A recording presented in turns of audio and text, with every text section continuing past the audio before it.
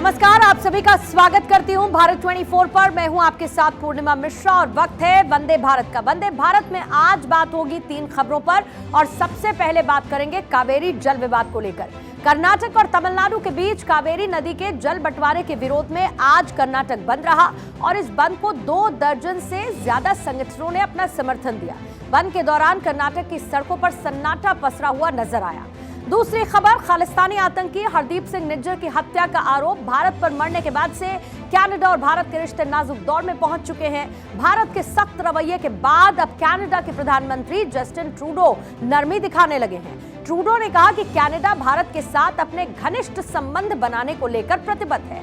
इधर मणिपुर हिंसा के करीब 150 दिन हो गए, लेकिन सूबे की तस्वीर अभी तक बदली नहीं। पिछले 5 महीने से प्रदेश में हिंसक उपद्रव जारी है और आलम यह है कि अब मुख्यमंत्री के पैतृक आवास को भी उपद्रवी निशाना बनाते हुए नजर आए हैं। इन तीनों खबरों पर विस्तार से वंदे भारत में चर्चा होगी, लेकिन उससे पहले भारत कनाडा संबंधों को लेकर एक बड़ा अपडेट यह है और कनाडा को लेकर एस जयशंकर ने करारा जवाब दिया है। कनाडा के आरोपों को निराधार एस जयशंकर ने बताया, आतंकियों को शरण कनाडा की मजबूरी है, आतंकियों का पनाहगाह कनाडा है और कनाडा में गलत तरीके से लोगों को शरण दी जा रही है। हमने कनाडा से सबूतों की मांग की है, कुछ सबूत दिए जाएंगे तो हम इस पर गौर करेंगे। हम कनाडा से सबूत मिलने की प्रतीक्षा में हैं। भारतीय राजनयिक कनाडा में असुरक्षित है। एक बार फिर से एस जयशंकर ने इस बात को दोहराया, मेरे राजनयिक कनाडा में असुरक्षित है। कहा एस जयशंकर ने, हमारे राजनयिक दफ्तर जाने में असुरक्षित महसूस कर रहे हैं। ये बड़ी बातें एस जयशंकर की तरफ से की गई। ये भी बताया गया कि हमने कनाडा सरकार से बात भी की थी और आपको याद होगा कि बागची की तरफ से जब प्रेस कॉन्फ्रेंस की गई तो इस बात का भी जिक्र किया कि कनाडा ने कोई सबूत भारत को नहीं दिए। लेकिन आज एस जयशंकर ने एक बार तल्ख शब्दों में कनाडा के स्टैंड को लेकर बड़ी बातें कही। ये भी कहा कि कनाडा को लेकर अमेरिका से चर्चा हुई। सुनिए क्या कहा एस जयशंकर ने। What we consider to be a very permissive Canadian attitude towards terrorists, extremists, people who openly advocate violence. And they have been given operating space in Canada because of the compulsions of Canadian politics. And today I am actually in a situation where my diplomats are unsafe going to the embassy. Or to the consulates. In Canada? In Canada. They are publicly intimidated. And that has actually compelled me to temporarily suspend even visa operations in Canada. तो S Jaishankar ने बताया कि आखिर क्या वजह रही कि Canada को लेकर भारत ने जो फैसले लिए। विदेश मंत्री एस जयशंकर अमेरिका में हैं और कल वो अपने समकक्ष यानी कि एंटनी ब्लिंकन से उन्होंने मुलाकात की। दोनों में गर्मजोशी से मुलाकात हुई और कनाडा मामले पर ज्यादा कुछ बात नहीं हुई, जिसके बाद कनाडा के पीएम जस्टिन ट्रूडो के सुर बदले बदले से नजर आए। ट्रूडो ने कहा कि भारत महाशक्ति है और भारत के साथ अच्छे रिश्ते जरूरी हैं, जिसके लिए हम प्रतिबद्ध हैं।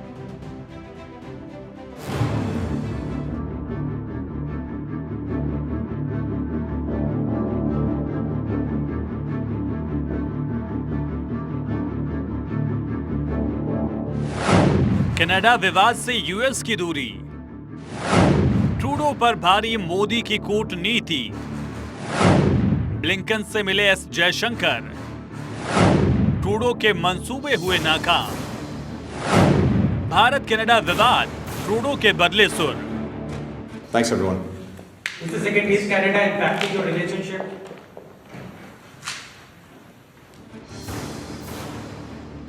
अमेरिका में विदेश मंत्री एस जयशंकर की अमेरिकी विदेश मंत्री एंटनी ब्लिंकन से मुलाकात हुई। दुनिया को लग रहा था कि कनाडा मामले पर भारत पर अमेरिका दबाव डालेगा, लेकिन भारत की डिप्लोमेसी के आगे कनाडा विवाद से अमेरिका ने दूरी बना ली, क्योंकि जब जयशंकर और ब्लिंकन की मुलाकात हुई और पत्रकारों ने कनाडा को लेकर पूछा तो अमेरिका ने उस सवाल से दूरी बनाए रखी। दोनों देशों के बीच बातचीत का स्टेटमेंट अमेरिकी विदेश मंत्रालय ने जारी किया, जिसमें कनाडा का कहीं भी जिक्र तक नहीं था। दोनों नेताओं के बीच भारत की G20 presidency, India middle east corridor के साथ ट्रेड, डिफेंस, स्पेस और क्लीन एनर्जी, साथ ही 2+2 मीटिंग पर चर्चा हुई। साफ है कि एस जयशंकर और ब्लिंकन मीटिंग में कनाडा मामले का भाव नहीं दिया गया और शायद इसी का असर है कि एक दिन पहले तक भारत के खिलाफ बोलने वाले कनाडाई प्रधानमंत्री जस्टिन ट्रूडो के सुर भी बदल गए हैं। अब भारत के पक्ष में कसीदे गढ़ने लगे हैं। ट्रूडो ने कहा कि भारत बढ़ती हुई आर्थिक शक्ति राजनीति में कद काफी मजबूत है। Oh, I think it's extremely important that all of us continue to engage constructively and seriously with the government of India. India is a growing economic power, an important geopolitical player. And as we presented with our Indo-Pacific strategy just last year, we're very serious about building closer ties with India. पिछले कुछ दिनों में पहली बार है जब Justin Trudeau के तेवर नरम पड़े हैं। हालांकि इससे पहले तक कनाडाई पीएम भारत के खिलाफ आरोप लगाने में जुटे हुए हैं। ट्रूडो कह रहे थे कि भारत को साक्ष्य दे चुके हैं। हालांकि 2 दिन पहले विदेश मंत्री एस जयशंकर ने साफ कहा कि अगर कनाडा के पास कोई स्पेसिफिक जानकारी है तो बताएं, भारत जरूर सहयोग करेगा। One, we told the Canadians that this is not the government of India's policy. 2, we told the Canadians saying that, look, if you have something specific, if you have something relevant, let us know. We are open to looking at it. So, but to understand the context of it, in a way, because the picture is not complete without the context in a way. साफ है कि भारत की कूटनीति के आगे Canada की चल नहीं पा रही। कनाडा ने निज्जर हत्याकांड मामले में भारत पर गंभीर आरोप लगाकर तेजी के साथ उछालने में जुटा रहा, लेकिन वो अपने मंसूबों में कामयाब नहीं हो पाया, क्योंकि आतंकी निज्जर मर्डर में आए दिन नए खुलासे हो रहे हैं। अब तो निज्जर के बेटे ने कनाडा के दावों की हवा निकाल दी है।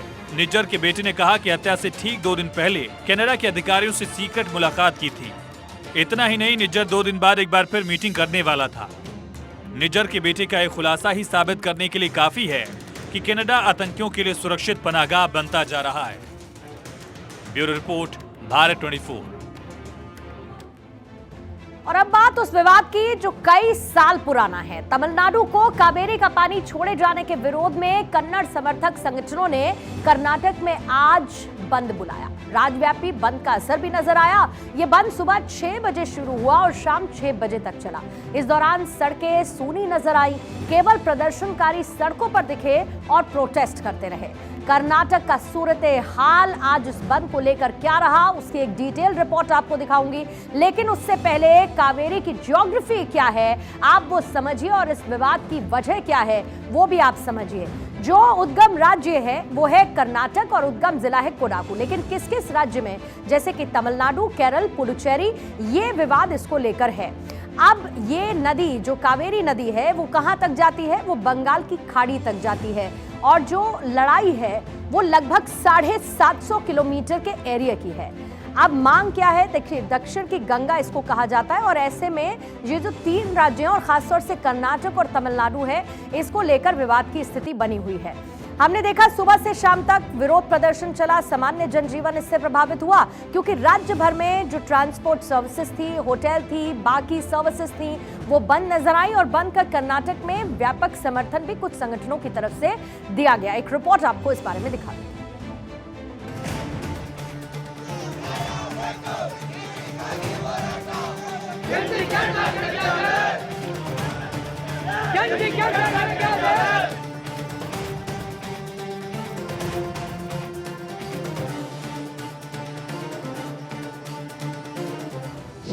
कावेरी जल विवाद, तमिलनाडु वर्सेस कर्नाटक।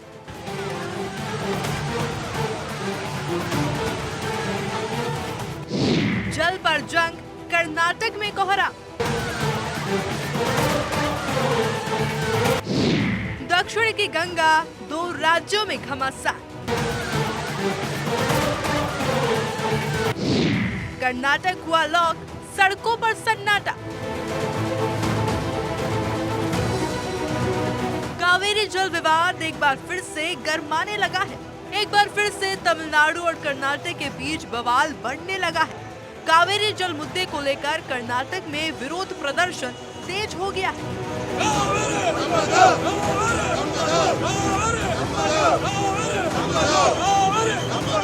पिछले मंगलवार को केवल बेंगलुरु बंद रहा, और शुक्रवार को पूरे कर्नाटक में बंद का असर दिखा।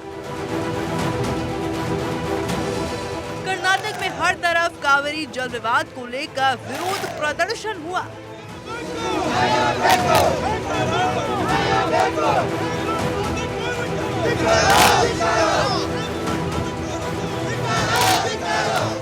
ये 4 तस्वीरें बता रही है कि कर्नाटक में किस तरह से प्रदर्शन किया जा रहा है। तमिलनाडु को कावेरी का पानी छोड़े जाने के विरोध में कन्नड़ समर्थकों और किसान संगठनों ने पूरे सूबे में प्रोटेस्ट किया। राज्य के दक्षिणी हिस्से में जनजीवन ज्यादा प्रभावित दिखा। कावेरी पर कर्नाटक बंद का असर, कर्नाटक हुआ लॉक, सड़कों पर सन्नाटा। राज्य के ज्यादातर दुकानें और व्यावसायिक प्रतिष्ठान बंद, होटल, रेस्तरां और फिल्म थिएटर भी बंद। सड़कों पर पसरा रहा सन्नाटा। ऑटो और टैक्सी सेवाएं सस्पेंड। बेंगलुरु आने जाने वाली 44 फ्लाइट कैंसिल। बेंगलुरु में धारा 144 लागू। मैसूरू, कोडागु, मांड्या, चामराजनगर और रामनगर सुरक्षा सख्त। बंद को बीजेपी और जेडीएस ने भी समर्थन दिया है। पार्टियों के साथ साथ कर्नाटक के कई फिल्मी स्टार भी बंद के समर्थन में खुलकर दिखे। कई जगहों पर प्रदर्शनकारियों के साथ नजर आए।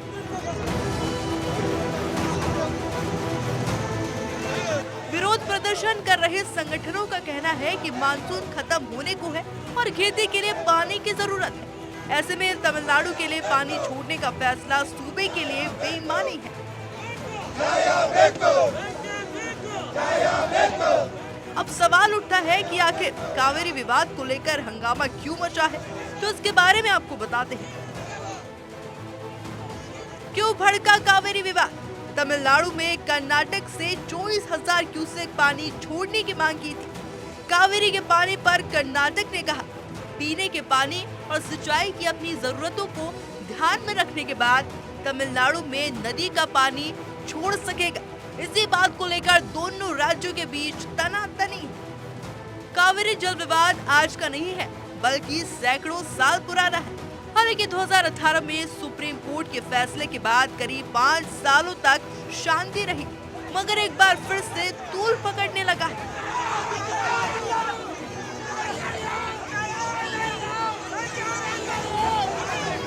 Bureau report, Bharat 24। 5 महीने गुजरे लेकिन मणिपुर की तस्वीर नहीं बदली। करीब 5 महीने का वक्त, लेकिन सब कुछ ठीक नहीं है। हिंसा, आगजनी, हत्या की घटनाएं पूरे राज्य की शांति व्यवस्था में खलल पैदा कर रही हैं। हाल ही में लापता 2 स्टूडेंट्स की हत्या का मामला सामने आने के बाद मणिपुर फिर से अशांत हो गया है। नाराज भीड़ ने हिंसक प्रदर्शन किए। आलम यह है कि उपद्रवी अब सीएम के पैतृक आवास को भी निशाना बनाने में जुटे हुए हैं।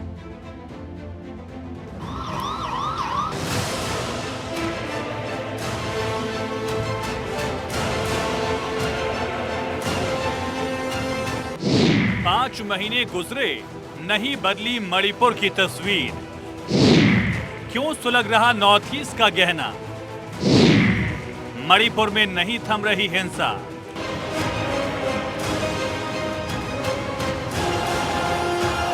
मणिपुर की पहचान मैरीकॉम, लोकटक झील और उसकी खूबसूरती से है, लेकिन उस खूबसूरती पर हिंसा ने ग्रहण लगा दिया। नॉर्थ ईस्ट का ये राज्य पिछले 5 महीने से सुलग रहा है। बीते कुछ दिनों शांति दिखी थी, लेकिन एक बार फिर से हिंसक हंगामा शुरू हो गया है। मणिपुर में 2 युवा छात्राओं की हत्या के खिलाफ हिंसक विरोध प्रदर्शन तीसरे दिन भी जारी रहा। इस दौरान गुरुवार देर रात भीड़ ने मणिपुर के मुख्यमंत्री एन बीरेन सिंह के पैतृक आवास पर हमला करने की कोशिश की। हालांकि सुरक्षा बलों ने इसे विफल कर दिया। बीजेपी के 2 दफ्तरों पर हमला। इम्फाल में डीसी दफ्तर परिसर के अंदर 2 वाहनों में आगजनी। इम्फाल पूर्व और इम्फाल पश्चिम में पूर्ण कर्फ्यू लगा। इंटरनेट सेवाओं पर फिर से प्रतिबंध लगा दिया गया है। हंगामा और विरोध प्रदर्शन पर ब्रेक लगता नहीं दिख रहा। हिंसा के 150 दिन होने वाले हैं, हिंसा जारी है। 2 छात्रों की मौत के बाद मणिपुर फिर से सुलग उठा है। लोगों का प्रोटेस्ट जारी है। 2 छात्रों की मौत के बाद नाराज स्टूडेंट्स ने इम्फाल के सेंट्रल एग्रीकल्चर यूनिवर्सिटी में प्रदर्शन किया।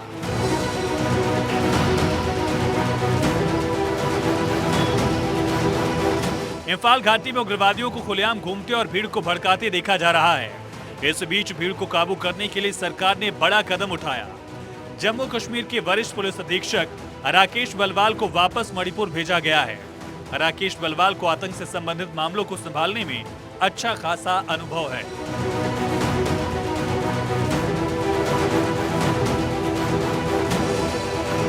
मणिपुर में 180 से ज्यादा लोगों की जान चली गई है। हालांकि हालात ना बिगड़े, इसको लेकर सुरक्षा व्यवस्था बढ़ा दी गई है। हर तरफ सुरक्षा कर्मी दिख रहे हैं, बावजूद इसके शांति की बहाली नहीं हो पा रही है। Bureau report, Bharat 24।